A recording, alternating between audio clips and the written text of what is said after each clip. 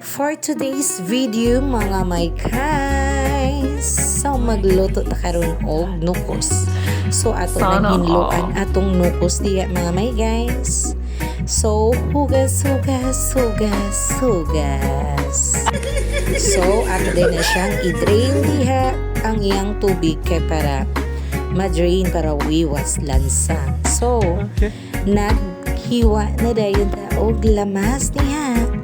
Ahos ug Bombay sapat na Ricardos kana lang sa iyo datong Ricardos mga may guys sakto kay na kay para natay malamas sa atong lutuon nga nukos atong sudanon sa panihapon. Bombay na dayon nagutad-gutad na tag Bombay diya mga may guys. So naglisod ta diya gutad kay gamay katong kutsilyo.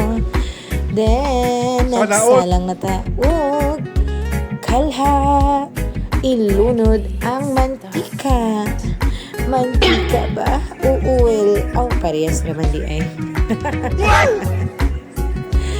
So, maglunod na dayon taog ahos diya mga may guys. Atong iuna paglunod ang ahos.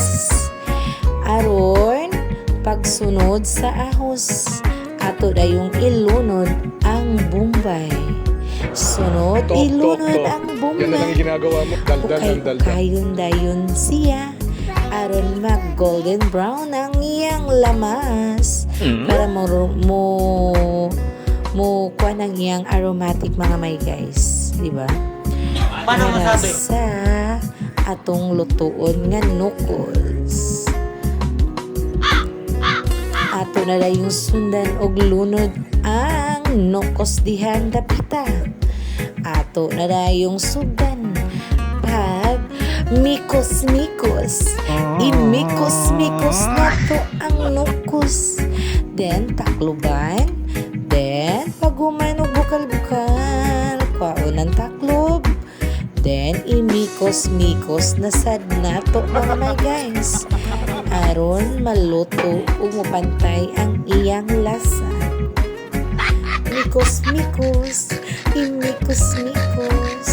So happy ka rin siya maluto mga may guys.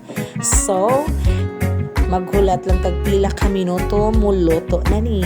Maluto na ni ang atong sudan sa atong panihapon.